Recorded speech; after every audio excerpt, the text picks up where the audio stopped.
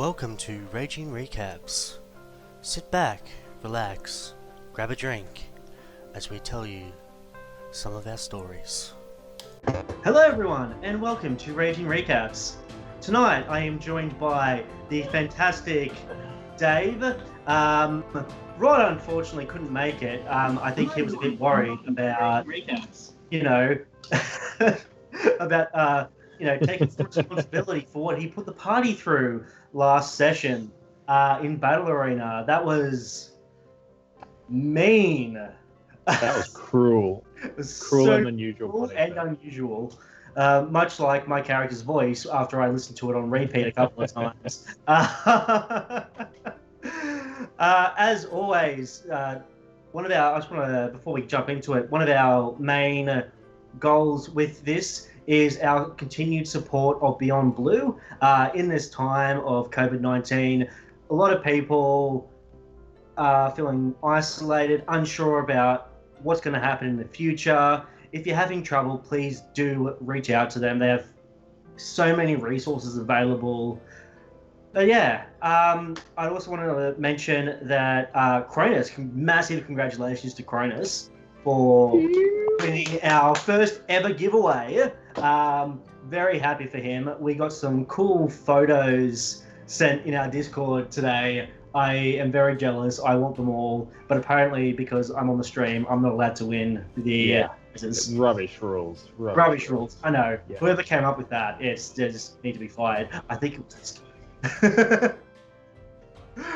But yeah, with that being said, is this one? It was this one. But with that being said, why don't we jump into it? So, Dave. Yes. What a session! Just crazy. Like, and it had a little bit of everything in there, even to the point where, personally, I didn't know that certain animals can't be set to prone. Yeah. Or, so little fun things like that. I was so excited. We've rocked up on a boat. We've got a bit of a battle arena happening. It's all action for a couple of hours. Us meant to be on this boat, just killing things, crushing things. And of course, as soon as we arrived, we were suddenly split to either end of the boat. Yeah. My character, little gnome Barb, who doesn't run very fast but has a liking for shiny things, grabbed a little shiny thing and got transported to the far end of the boat. Somebody got sent below decks. Yeah. And then it was all on. Yeah, no, it was every single time Rod does Battle Arena, he always adds something new. You go in thinking expecting one thing, and then it's like, oh no, like here's Zerai, here's a freaking Cambion Demon. Oh, what's this? Some Banshees. Oh, what's that? You touch the shiny thing, you're teleported in God knows where. Who knows if you're alive or dead? Yeah. And do you know who's also like a key part of that? Is Mark. Mark. Yeah. And his ideas. Oh yes. Oh yes. I see your smile there. Yeah, I love his ideas. Without Mark, Count Gusula would never have been born. That whole thing came about because he put up the photo about that abandoned shipwreck. Yeah, it was awesome. And then players got to be careful when it comes to giving their DMs ideas for things because it can bite you in the butt. I would say also we should be more careful about the way in which we taunt our DMs, because I've noticed we often taunt them and then suddenly there's, something hits that shouldn't have hit, or something misses that should have hit, or suddenly, they develop an ability to do something that they shouldn't have the ability to do. Yes, I learned that to great effect when, as Greg the Paladin, I taunted the DM, being like, this is my shit, and then one hit point, I got round of attacks on me, 1 hit point left, and I'm like, yeah, no, I'll just do whatever you say. I don't want to be here anymore. Yeah. I must say, Greg the Paladin is fantastic. I love the simplicity of the name and the style of character you played. Tell us a little bit about creating him. Oh yeah, no. So for him, I literally just did my roles, and I'm like, well, he's a paladin. He needs good charisma. He needs some good strength and stuff. So the other things kind of became not so much dump stats, but just I knew yeah, like how it was going to go. And then, so his lowest stat was intelligence. So it was in a 6 intelligence. So I'm like, okay, so he's not very smart. He's very charismatic. And then my partner was like, so like Harmony from Angel or Buffy the Vampire Slayer. And I was like, okay. And I'm like, well, he's a big guy. He's a Goliath, so he's a big guy. So he has a deep voice. But how dumb am I going to play him? And then I just went, you know what? Straight in the deep end. Let's do this. And then ended up with a mix of Yogi Bear, sometimes Kiwi, sometimes Italian, sometimes a little bit French. There was definitely some French Greg in there. Yeah, that was definitely towards the end, and I was quite a few beers deep because I was stressful. Because like It was tense. Yeah. How about your character? How did you go about? Well, Sue is like Sue. Like, Yeah. but what was it like I mean, throwing her back in to Battle Arena? It was good to get Sue out. Sue's got like a few bags of tricks, been in a few battle arenas, got a few fun things. You know, has a ring of feather fall, has some disappearing dust and a few other bits and pieces. And I was like, what will I use tonight? What's going to get taken out of the bag and thrown on the ground? And I was very keen for, you know, something to do with the multi-levels, maybe go up a mask, something like that. And it never came up. Yeah. But it was one of those things that I was just waiting. Like I knew that there was potentially an opportunity. I had it all researched. I felt a little bit like a lot of people have gone into the multi-classing, and I'm starting to feel a bit with Sue. He's at such a strong point now that I almost feel I need to potentially multi-class into something that has some ranged attack. Sue's lacking a little bit in ranged attack, being a gnome barb. Yeah. 5. Can throw a javelin, can throw some hand axes, but that's not a devastating blow. Whereas if I catch somebody with the great axe, it really chops them up hard. Yeah, so you probably want to look at something that can use like a longbow or something like that, like something hard hitting. Yeah. But then that's also based on your dex. So you've got to be, This is where it gets really interesting, right? Not just generically choosing some other class to go into, but something that works with the stats and it's going to make sense as well. Yeah. So I've seen like a lot of like barbarians paired with like fighter, because the two classes can complement each other a bit. And which would give you then the ranged weapon thing, and then you get like the extra cool stuff, like different fighting styles and stuff. So you go, oh, I want to be a barbarian, but I want to use some of these cool maneuvers where I can knock people down. So then I don't have to worry about using my reckless attack. I knock them down on my first attack and then swing away. Yeah. Now, mate, talking a little bit about some barbs and going multi-class, we had a barbarian with us. Yes. Was it not amazing? That was fantastic. I wouldn't mind a photo from behind, because I don't know if you wrote them down or if you printed them out, but like some of those rhymes were like they were fantastic. Yeah. Like, if I was DM, it would have been like inspiration for the bard all night. All night. So throwing a bit of love out to Jez there, who played the barbarian, and the barbarian was just amazing. He had some absolute doozies, and we made jokes that he had his team to work writing them all, but from what he tells me, that was all inspired on the night as the events were happening. Yeah, which is great. Like I love that about D&D. Like, you know, just doing things on the fly. Like in combat and stuff, you got to adapt to the situation. But like coming up with the fun jokes and stuff like that. Yeah. Even awesome rhymes like Jez did, like on stream. Like that's next level. Keen to see if he comes up with something for like when he does if he does do like a DM stuff. That would be so much fun. Yeah. And that's it, right? There's so many things that are away from the standard cookie cutter roll up and smash things, like adding in all of that, the extra times when DMs have gone over and above. Like I still remember the session that Mark ran where he had duplicates of ourselves when we were fighting each other for a while, and then there was going up, HP was going up instead of HP going down when we were damaging people, and then a timer for who had the most HP at any one point in time. The most damage points was then ejected from the battle arena. These sort of things, like all those little extra bits are what make it so, just crazy and outrageous, and just build on it. Yeah, because after a certain point, like you can go and like smack the crap out of each other or other things for like 3 hours and stuff, but it's not a lasting experience. it just ends up being a bit tedious towards the end. But if you got like things like constantly changing within the session, like it might just be like a battle arena, no full long-term thing happening, but it makes it memorable. So things like that, things like was when we were all our characters from AK Inc. But we were all new races, new classes, and everything. Yeah. And it's it's little things like Flips that. it on its head a bit.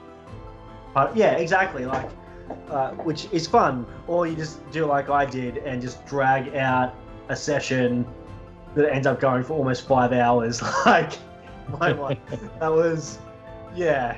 And then you try to kill off your players by introducing something else, and then. Nope, they rise and overcome the challenge that you throw at them, and it's just like, yeah, really impressed. Yeah.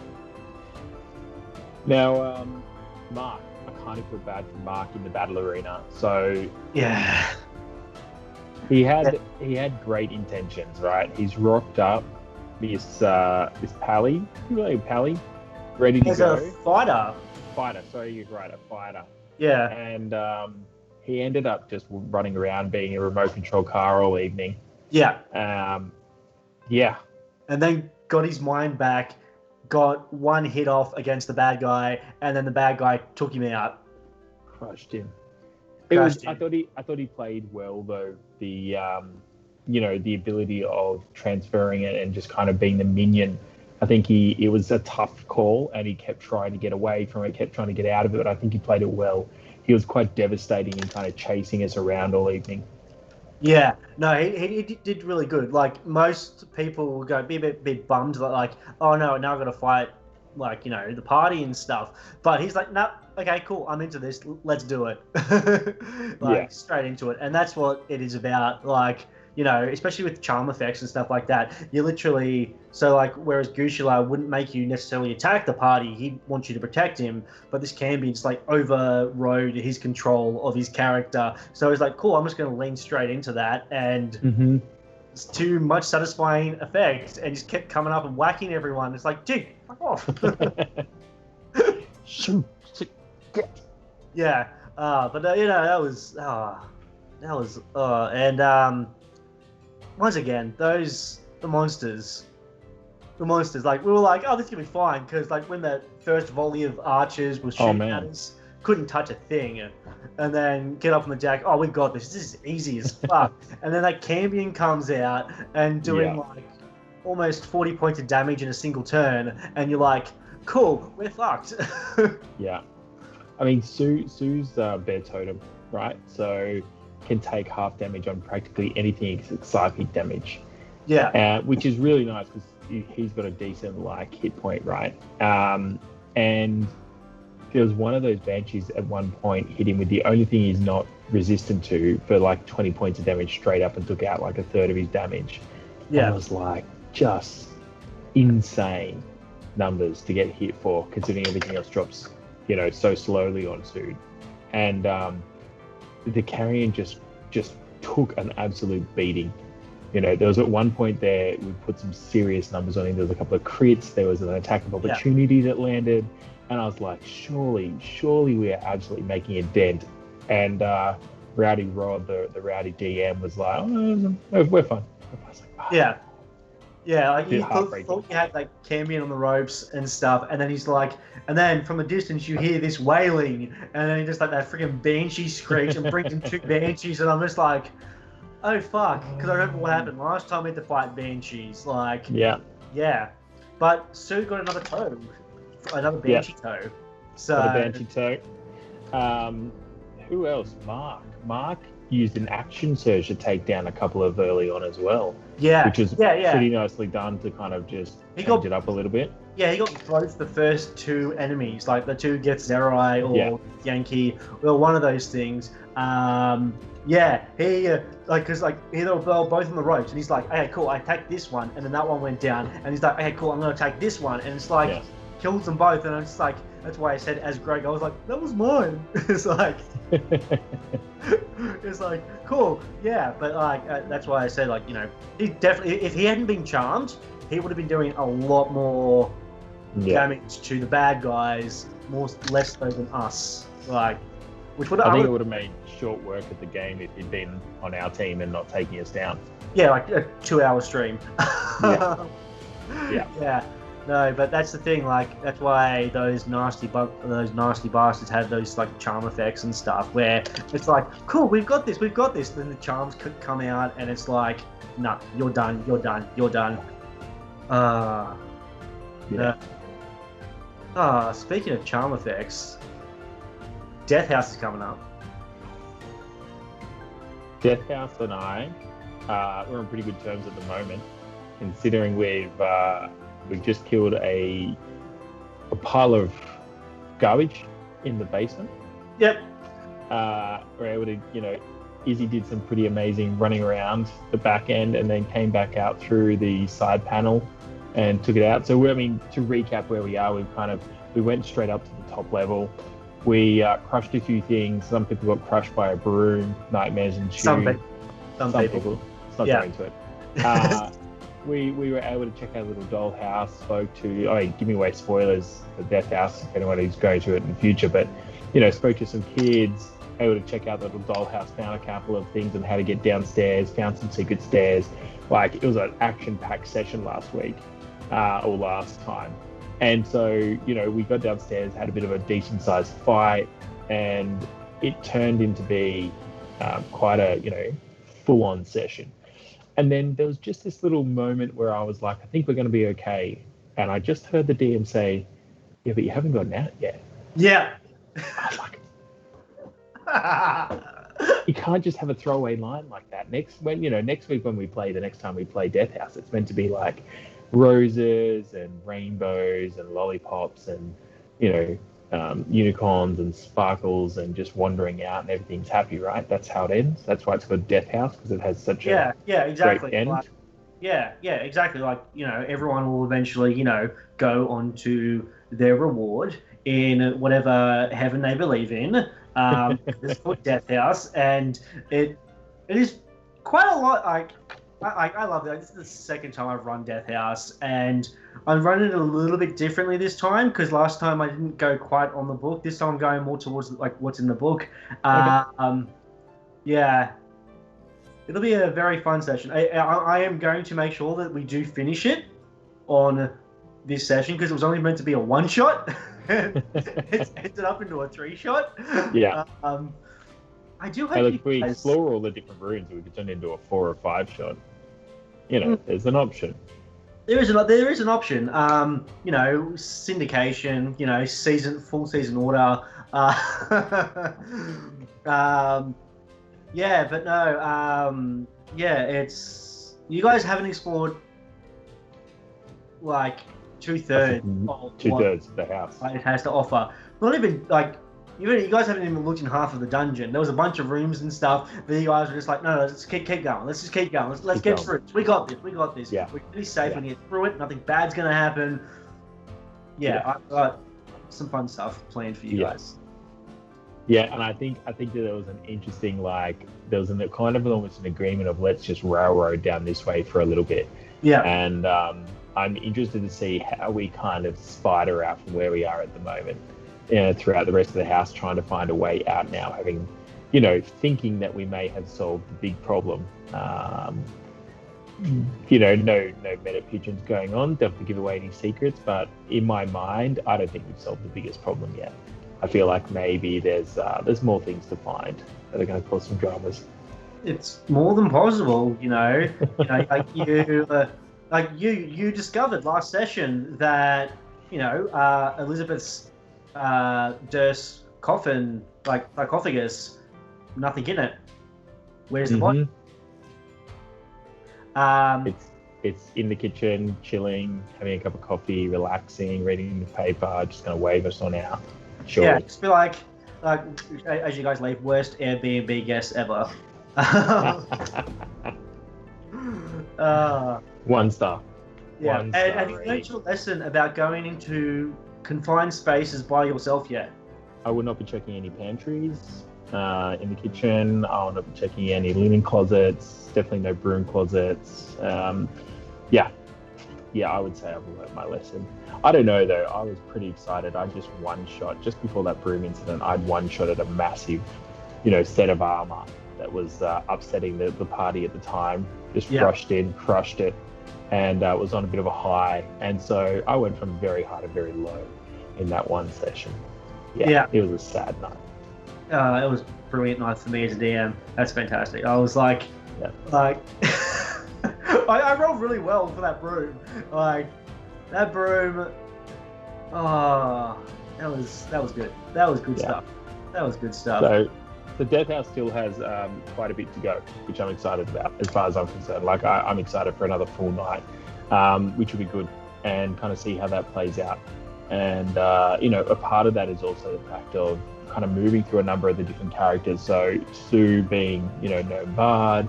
I've got Zim from the Waterdeep campaign being the wizard that I'm playing at the moment.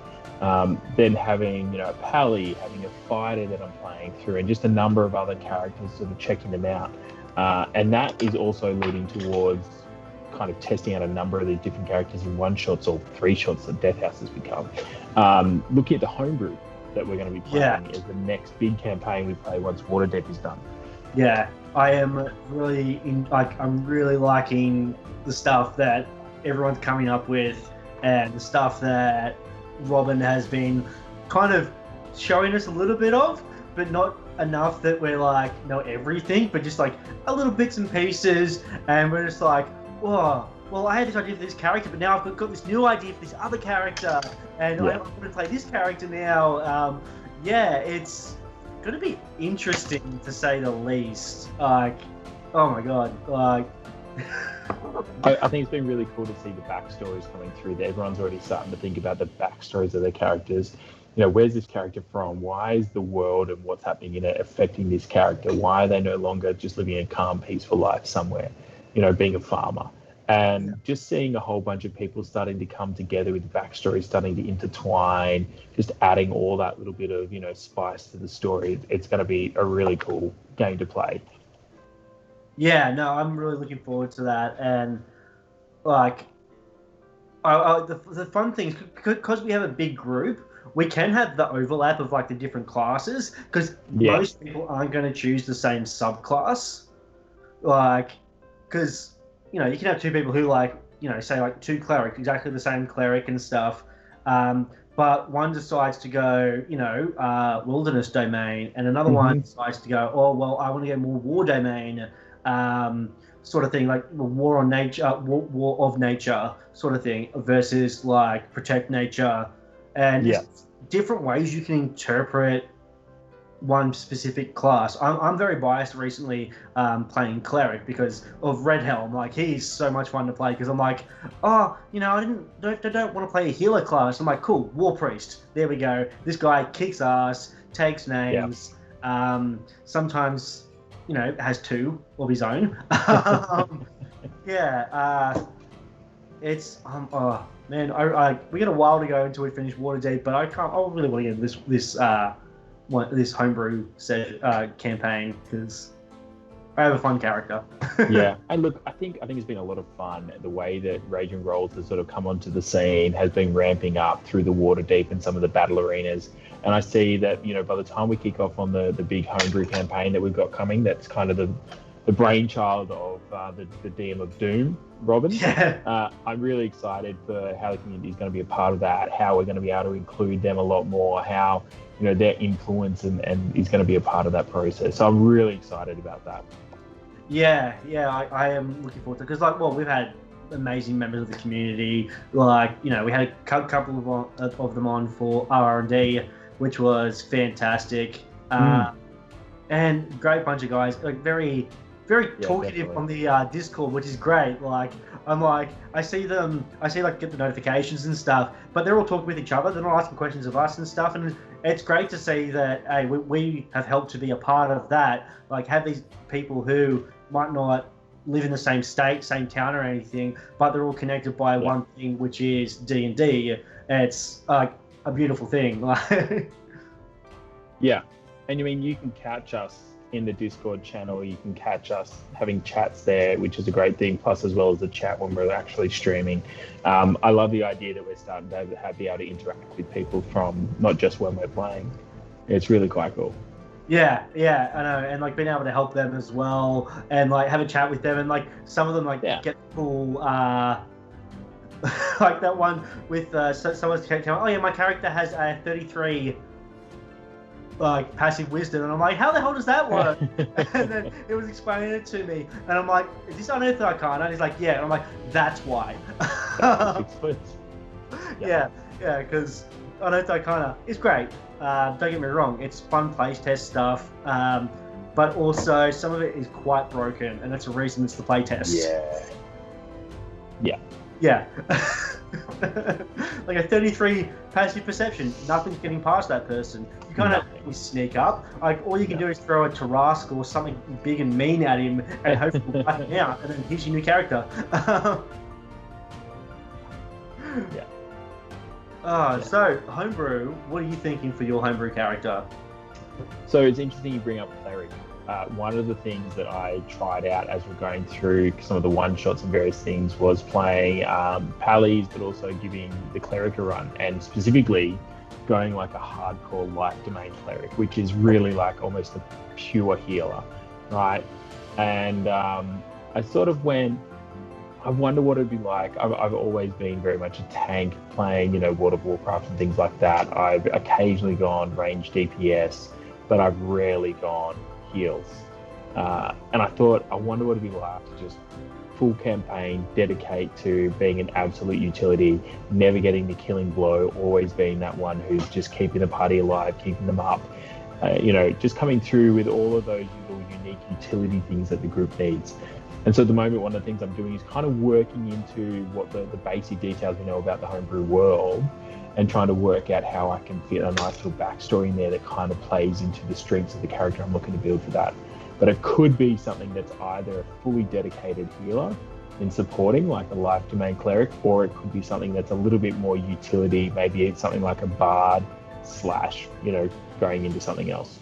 Yeah, nice. Excellent. Well, the cool thing about clerics, well, even if you just go full like healer and so like clerics, you do get access anyway to damage dealing spells. Like you got spiritual weapon, you've got guiding bolt, which as a first level spell like does so much damage. Necrotic touch. Oh yeah. Oh, so dude, that thing's. Gosh. It is if you get it to touch. I had that problem. Like I saw one of the first spells I gave to Red Helm, and it never hit. So I'm like, I'm getting rid of that. Give me Guiding Bolt any day of the week. But but the other thing with the cleric and stuff, because you're the person who, even healing people, healing their wounds and stuff, you're the person who sees the people that are the most vulnerable. So you can become that kind of person who is the ear for the party.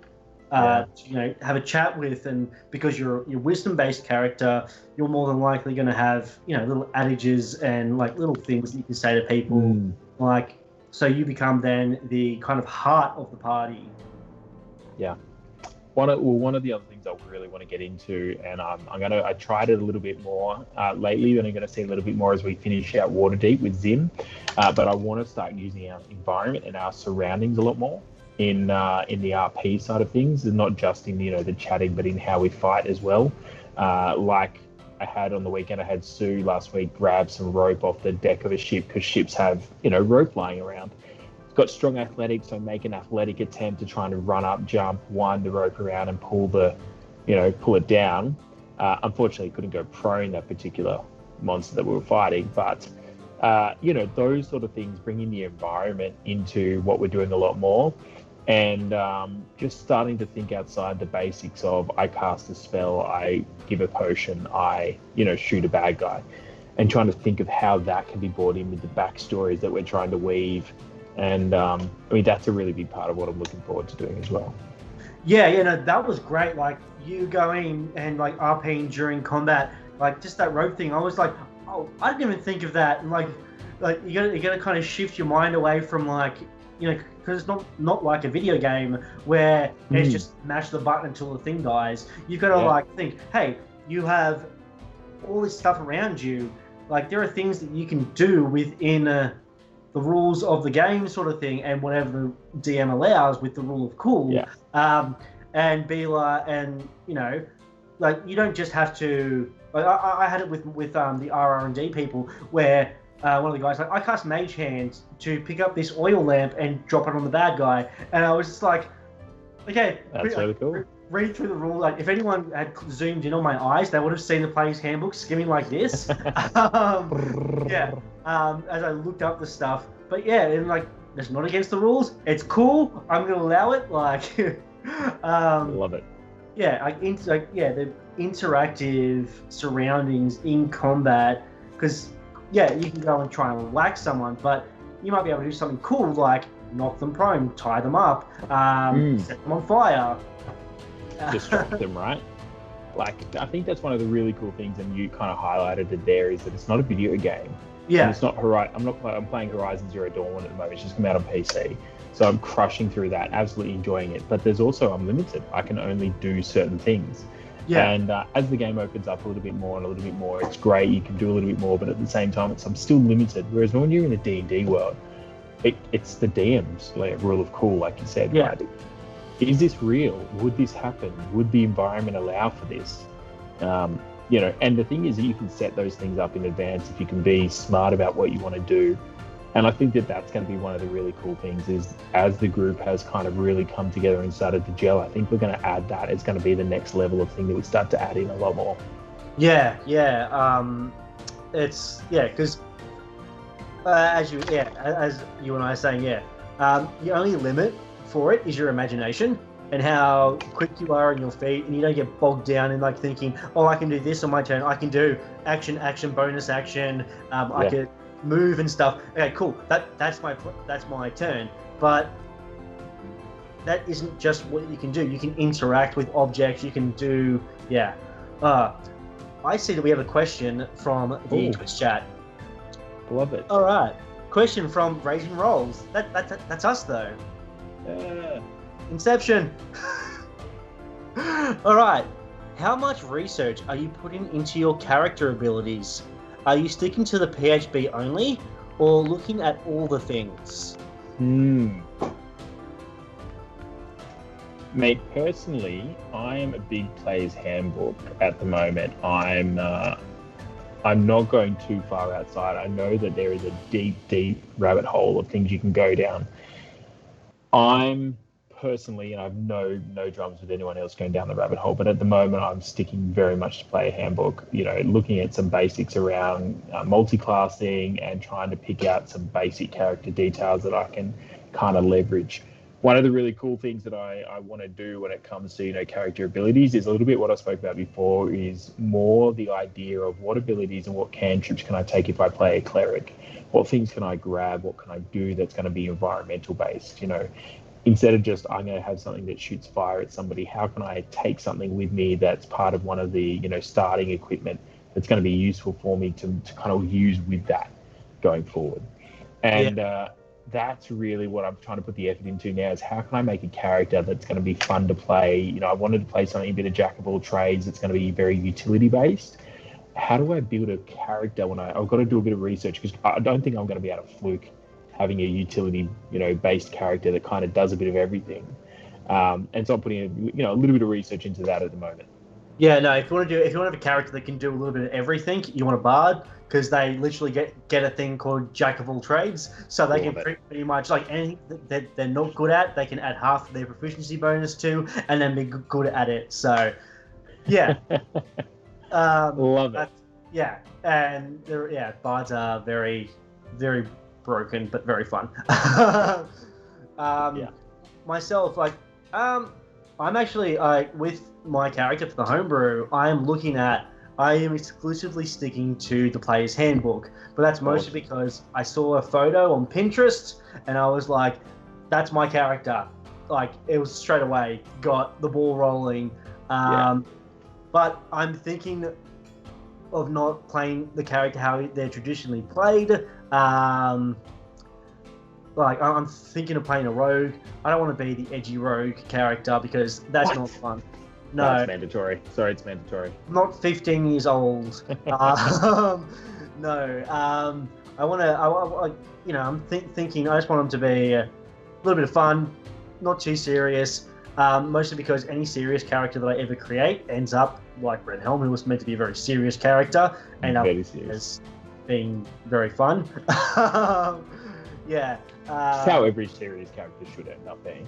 Exactly. Like, I just want to have fun with my character. I don't want to have to do a voice as well, so my character's just going to be my voice because my voices end up changing over the course of the session anyway. A French, German, a bit of Italian, a rogue, just a bit of everything. Why not? Yeah, a bit of everything. Yeah, but play and I'm looking at. He's good at looking for traps, but he doesn't remember to look for traps. Is the way I'm going to play, which will play very well into our brains. So Love it. yeah, Love it. because it also plays very well into me because I always forget to look for traps anyway. So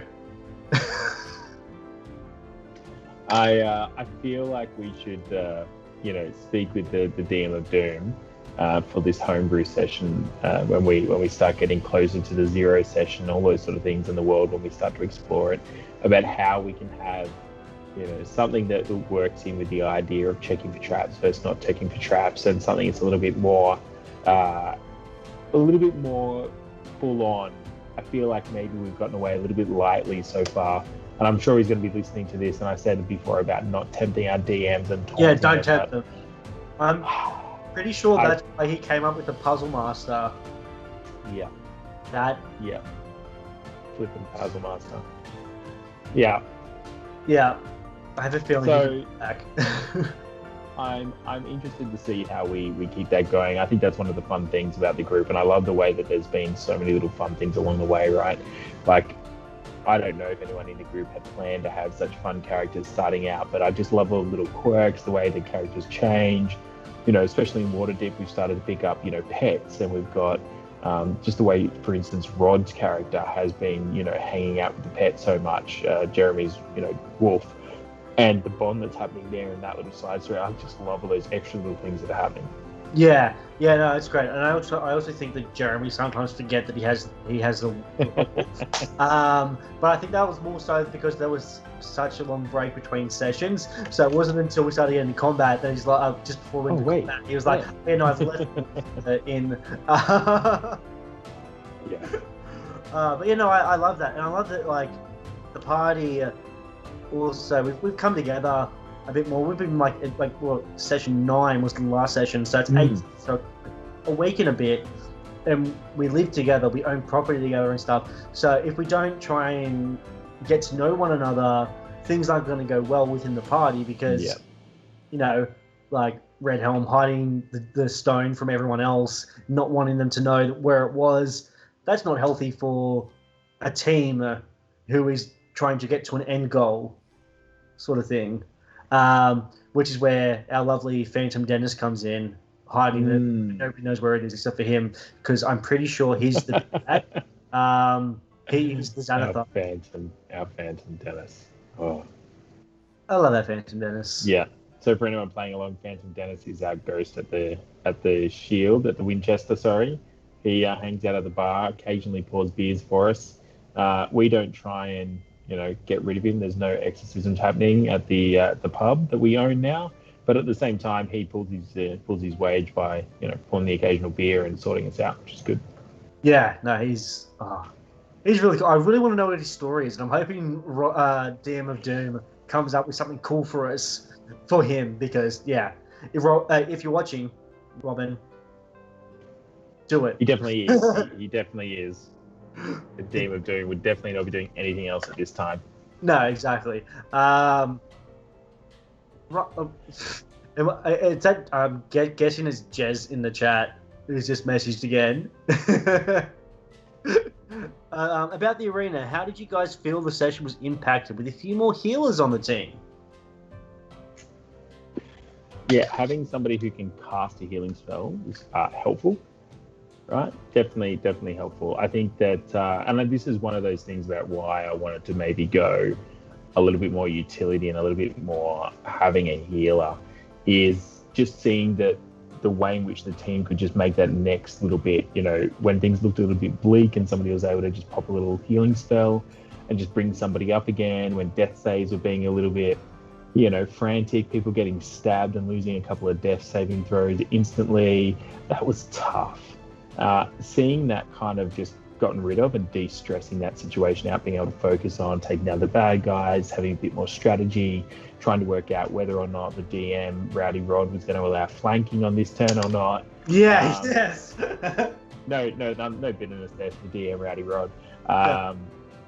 It was nice to kind of have the heals drop and be able to just let that pass for a second, not be worried about that, let that go away, and get the characters back up and start getting back into things.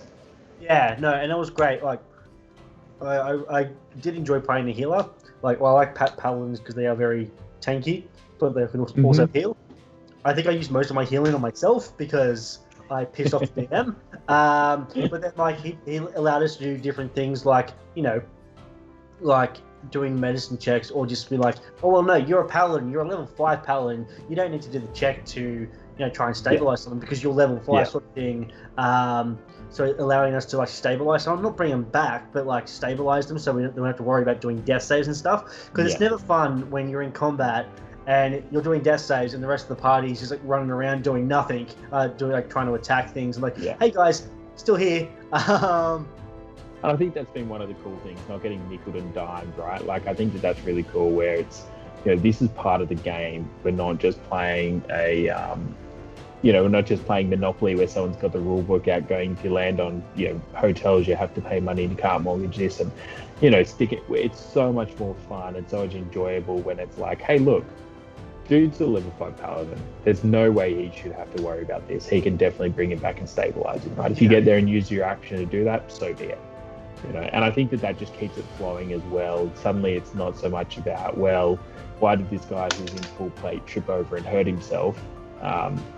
That's kind of like the skill and the expectedness going along with it. So yeah, I do like. I don't think we rolled any natural ones. I think Rod did. I think Rod did with his turd archers at the beginning. He couldn't hit the side of a barn. Yeah. But the stormtroopers, they are stormtroopers. That was great. But like, that's what happens. I think it's every DM. Like, you go through a couple of turns where you just roll like crap, and then you almost kill someone with a broom. Yes. Or you actually do kill them with a broom. Thank you very much. You go back to 1 hit point. You bet because one hit point. Half or 1 hit point. Half or right. I mean, lucky choice of race. Yeah. But so I mean, I was going to say, question for you there around, designing encounters, just while I'm hitting you up here for a second on, well, bring up the brooms and half-orcs and things. How much do you, when you're thinking about, the encounter that's coming up, do you ever, as DM, modify on the fly or think about beforehand the different races, how you might negate some of the things that they're going to bring to the table or encounter? No. What are your thoughts there? Well, it's so if you're doing like a straight up monster, like an owlbear or something that's like a dinosaur, like anything that's intelligent. Like if it's an intelligent creature, it's gonna be able to adapt to what the party is doing within combat. Whether that be just running away, like most bandits are more than likely going to do if confronted with a superior enemy. They're like, "Hey, fuck this shit, I'm out." Try not to do too much in the thing of like, hey, here's this thing. I'm just gonna f with you guys and like think you guys have like this, have the upper hand, and then fuck you with it. Like I did like a little bit when I when I kind of goaded you into using your turn undead against Count Gusula. I thought I was hot tamale right there. I thought it was all on. I was like, take that. Yeah, that was more because you weren't using it, and I'm like, hey, you gotta try to use it because it's an ability that you do have.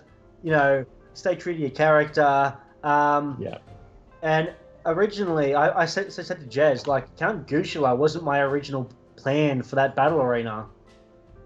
Like, it wasn't like, it was only once Mark commented on my post about it that I was like, We've the gone idea full came circle to now, me. right? We're back Yeah. to Mark. Yeah. Yeah.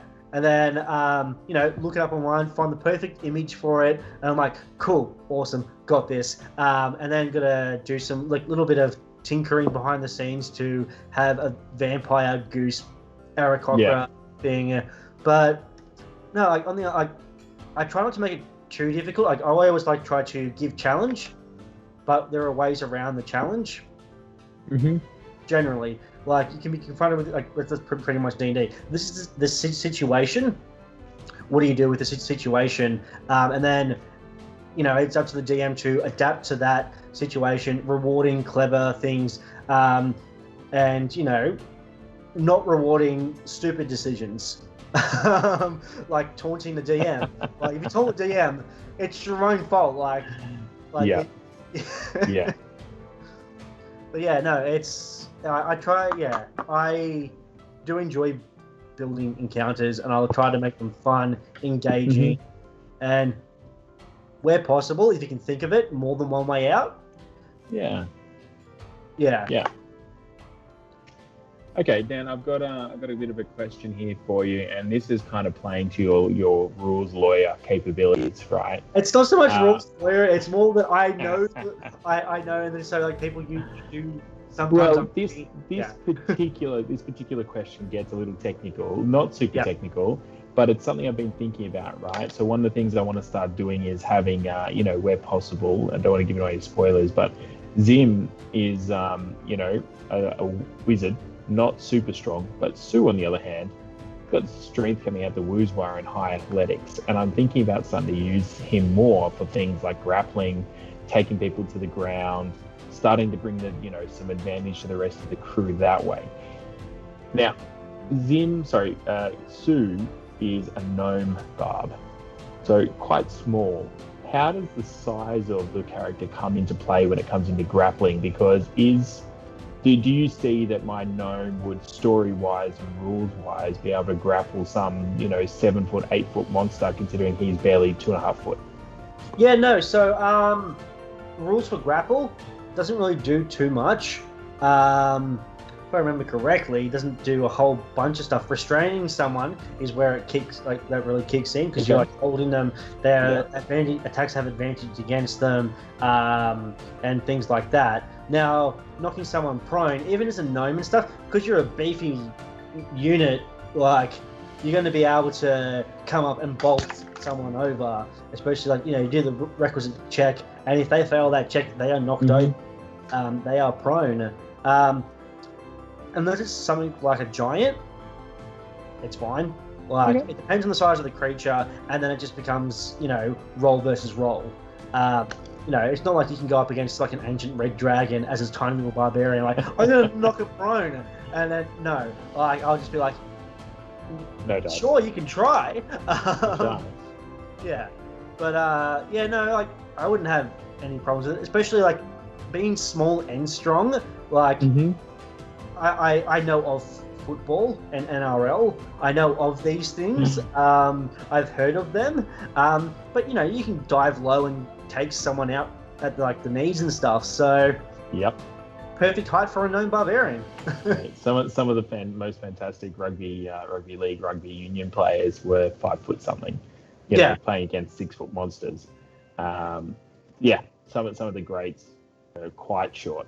Yeah, it's not the size; it's how you use it. Yeah. Not the size of the gnome in the fight, the size of the fight in the gnome. Exactly. I like that. Sue's new catchphrase. I just imagine she has that. He has that tattooed on his chest. What did you call him? You called him the sheep first. You killed someone. While we're talking about raging, I did love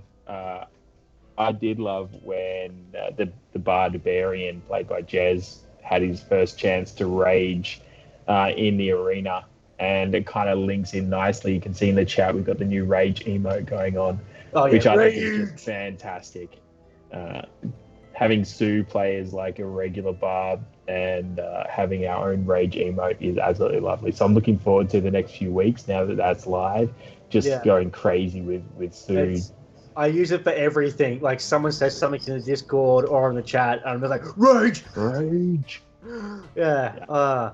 Hang on, what do we got? I'm gonna put my glasses back on. I keep taking them off because they're getting dirty. Do you prefer to build combat encounters or puzzles and traps? I like a little bit of both, because you throw too many combat encounters, it can be boring. But the fun thing is throw a couple of combat encounters, the party won't expect a trap, and vice versa. Yeah. Lull them into a false sense of security. Just give them just enough rope so that they can hang themselves. That's a good amount of rope. Yeah, exactly. Also, bard, just because you're a bard doesn't mean you can charm a dragon. Just saying, okay? Gotta roll your rolls. Yeah, if you're in a hostile situation with a dragon and the bard's like, hey, I want to charm it, cool, awesome, roll. Just because in that 20 doesn't mean it's going to happen. It might save you for last. That's about it. Yeah. And look, that's one of the cool things I think is ahead of us. There are so many things we haven't encountered as a group yet. I know. We've pulled some cool things into the battle arenas for a little bit of extra fun, things you might not find in a regular campaign in Waterdeep for where we are at the moment, or things you might not find in Death House, for instance. But I love the idea that there's just so much in D&D ahead of us, and the idea that we can just keep growing the community, keep building, keep having that influence, keep working with them, and then just keep playing some great D&D. Yeah, no, and I couldn't have said that better myself. That is what it's all about. Like, just the fun things. Like, there are hundreds of things in D&D that want to kill you, and there are about 5 things that don't, unless you piss them off.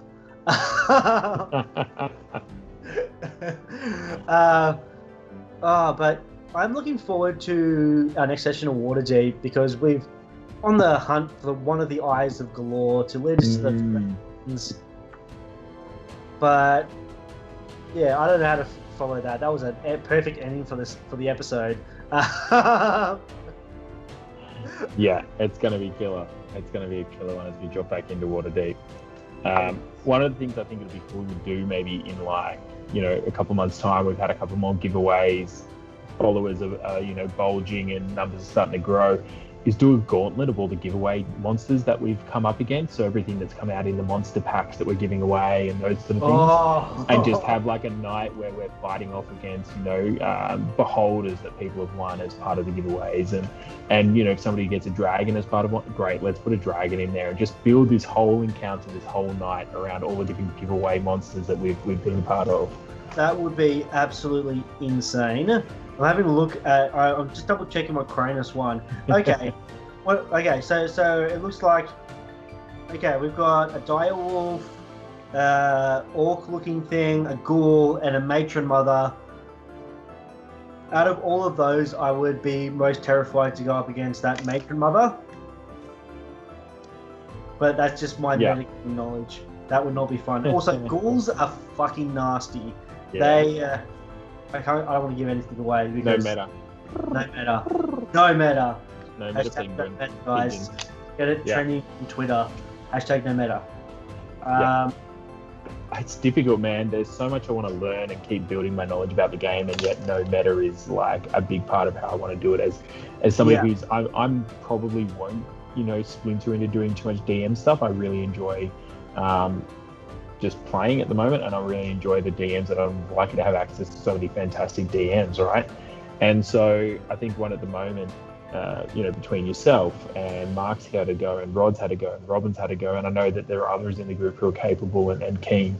And so this is one of those cool things where we go, right, like how many more amazing things are ahead of us? And I go, great, I want to read up about X, Y, and Z. I can't read up about an X, Y, and Z. I'm going to learn too much, and then I'll know not to try something, and that'll take away half the fun, learning what you can and can't do, right? Yeah, no, that was, I know Nick has a plan. Steve from Waterdeep, he has a plan for us. I have an idea for something to throw at you guys, but I have to do a bit more reading if I ever take over the reins of Battle Arena ever again.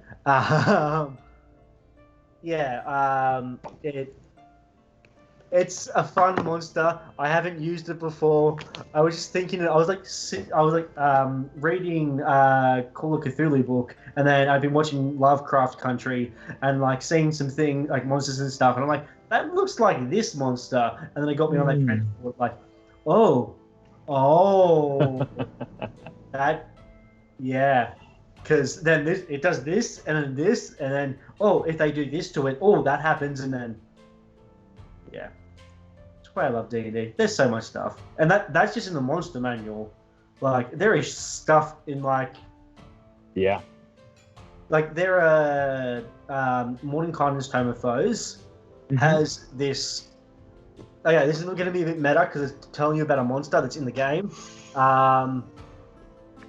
Spoilers, children, block your ears, don't look at Block your ears, okay, if you don't want to hear it. There's this thing called an Obelix, which is a slime. So you've got 3 different forms for it, where one of the forms, it looks, acts, sounds like a human. As it gets older, it then can, branch off and have another human. And it learns the memories and everything by absorbing them into itself. And then there's a thing called an elder Obelix. And pretty much, an elder one can have pretty much an entire tavern full of people. That on is the inside. it. No. Right. So you it walk can into a generate tavern. like a tavern full of people. Yeah. Oh, And they that's all crazy. act like normal people, and it is fucking terrifying and so cool because it's like invasion of the body snatchers type thing. I'm almost like, yes.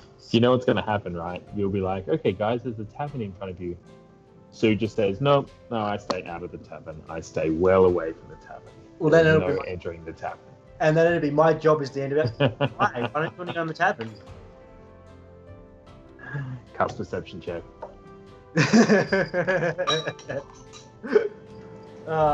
Yeah. D&D's lovely. There are such disgusting things out there. I'm still waiting, and I'm still hoping that they come out with a revised version for 5e for the Cthulhu creatures and stuff. Because they did it back, I think it was 2nd edition, Deities and Demigods. Yep. And it had like pretty much most of the Cthulhu-verse creatures, like Cthulhu, stats for Cthulhu and stuff like that. Yeah, that's But cool. 2e, I had to read through it, and I'm like, I don't understand half of this stuff because it's so different than what 5e is. But yeah, that'll be something to look forward to. I mean, that could be a Raging Rolls recap type night that we do one time in the future. Is a look back for people who are kind of new to the game. Maybe they've only been playing for a short while, a couple of years even, to go back and explore what's the difference between 5e, what did the original D&D look like, a bit of a trip down nostalgia lane, and just have one of those things where we can kind of take a couple of newbies through, or people who are playing 5e only, and sort of show them what, various editions leading up to where we are now look like.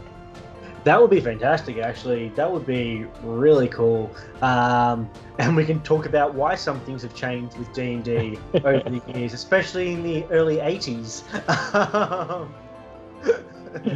Yeah, no, that's a good idea. Nobody steal it and stream it. It's copyrighted. Racing Rolls, guys. Watching. Sorry first. Sorry first. It's our idea. Copyright, patent it. Jez, get on it. You know what I'm most worried about? Is that one of the DMs is going to pick that up and teleport us back in time, and we're going to have to be going through some sort of time loop in one of the episodes. And I'll be like, Dave, that was a great idea.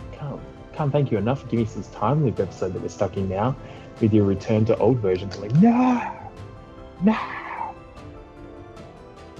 Just bear with me a moment whilst I get my pen and paper. Just going to write something down. Unrelated. But yeah, well, that makes it an hour. Yes, it is a great idea, Cronus. I'm really looking forward to how Dave plays it at some point.